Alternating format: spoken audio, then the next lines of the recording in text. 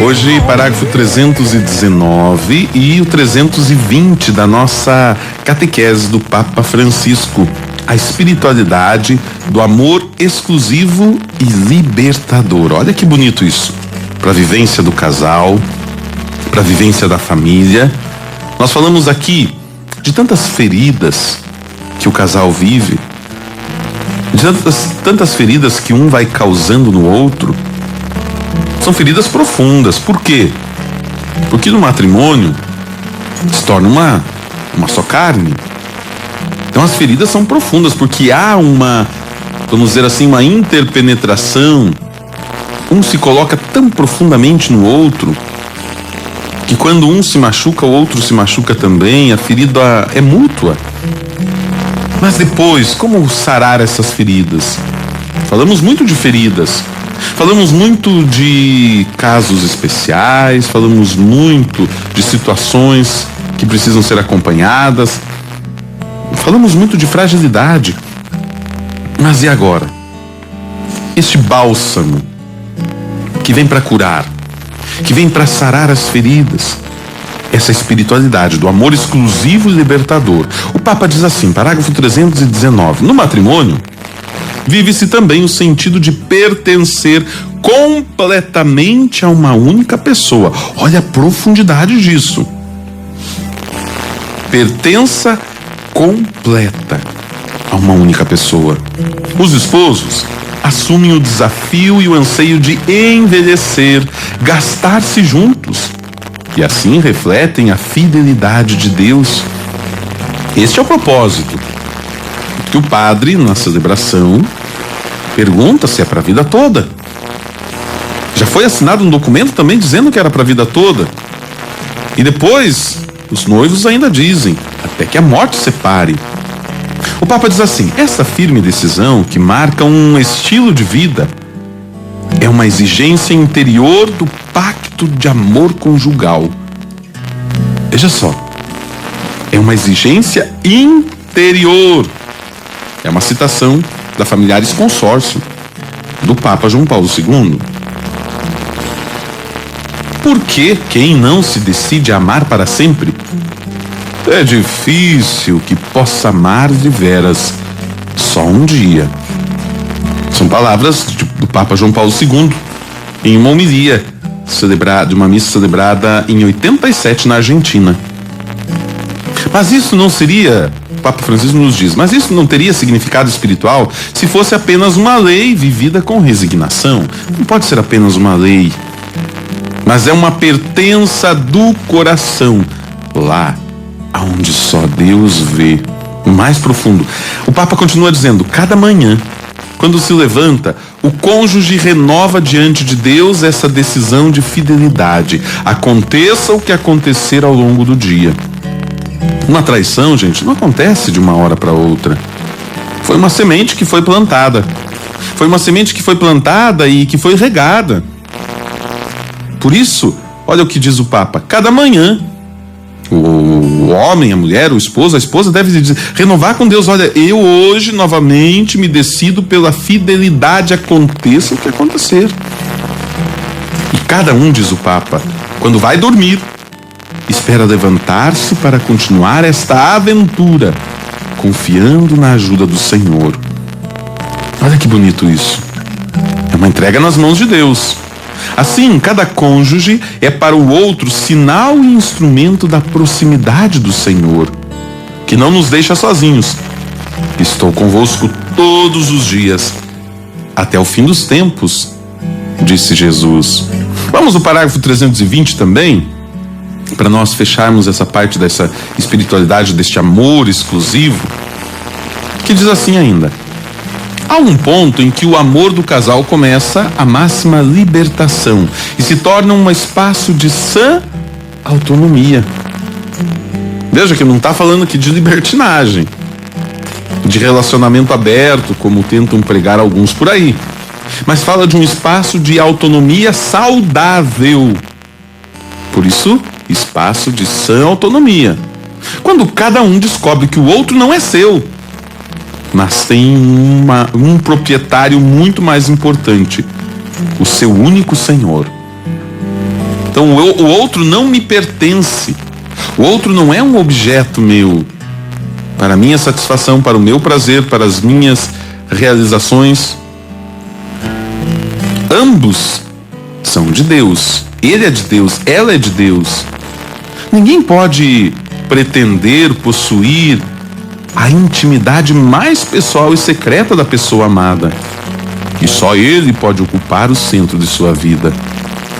É o primeiro mandamento da lei de Deus: amar a Deus sobre todas as coisas. Não podemos amar mais o esposo ou a esposa do que o próprio Deus. Então, no coração do outro deve estar em primeiro lugar, e o marido precisa ter isso como consciência, a esposa precisa ter isso como consciência, é o Senhor, é Deus. O que não significa que você vai passar o dia todo dentro da igreja. Em muitas ocasiões vai ser até não estar na igreja para estar com a família. Tem muito esposo, tem muito marido por aí que não vê a esposa dentro de casa. Sumiu. E aí ela, onde que você estava? Estava na igreja. Estava na igreja. Estava na igreja. E o lugar na casa, na família, na igreja doméstica? Ao mesmo tempo, diz o Papa, o princípio do realismo espiritual faz com que o cônjuge não pretenda que o outro satisfaça completamente as suas exigências. Não é isso. O outro agora é meu, precisa fazer tudo o que eu quero. Diz o Papa, é preciso que o caminho espiritual de cada um, como justamente indicava Dietrich Bonhoeffer, o ajude a desiludir-se do outro.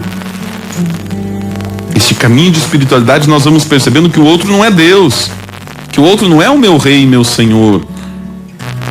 A deixar de esperar dessa pessoa o que é próprio apenas do amor de Deus. Eu faço do outro meu Deus, eu faço do outro meu tudo e eu deixo de viver. Por isso que é necessário uma sã autonomia. Veja, por exemplo, do que é capaz uma crise de ciúmes, crise de posse, de obsessão pela pessoa. A pessoa não pode sair, não pode olhar para o lado, não pode fazer nada, não pode pegar no celular.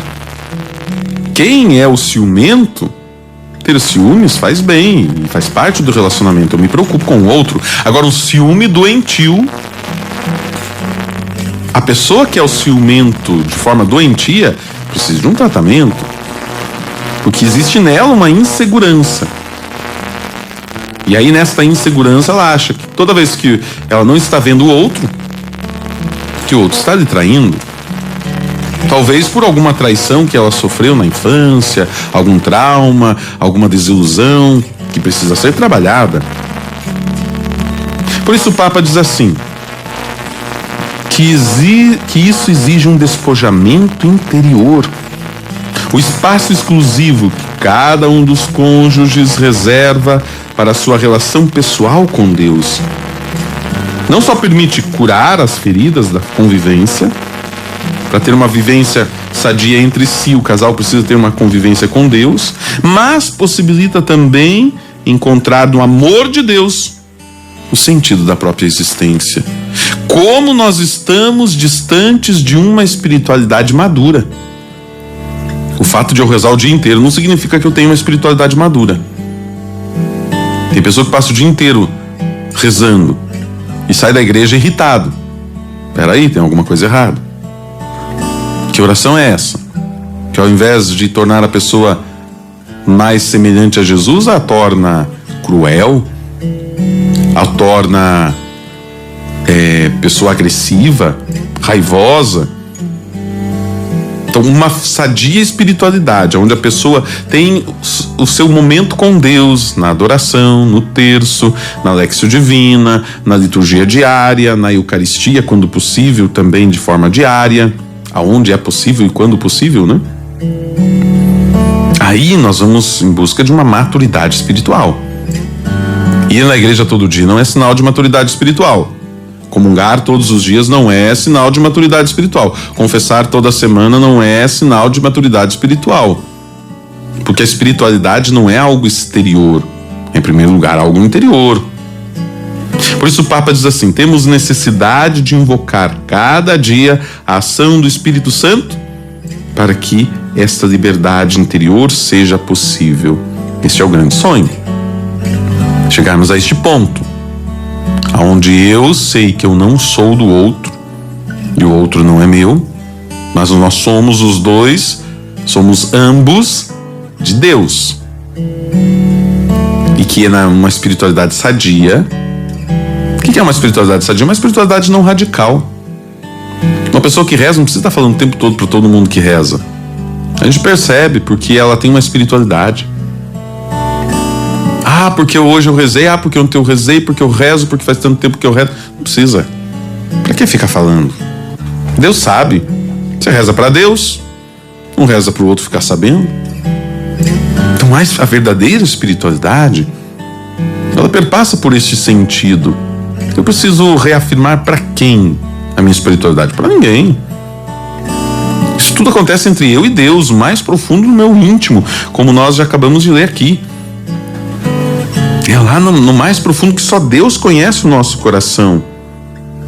Só Ele que sabe o que acontece na profundidade do nosso ser. É para Ele. E não porque Ele precisa, porque nós precisamos. Somos nós que precisamos desta presença divina.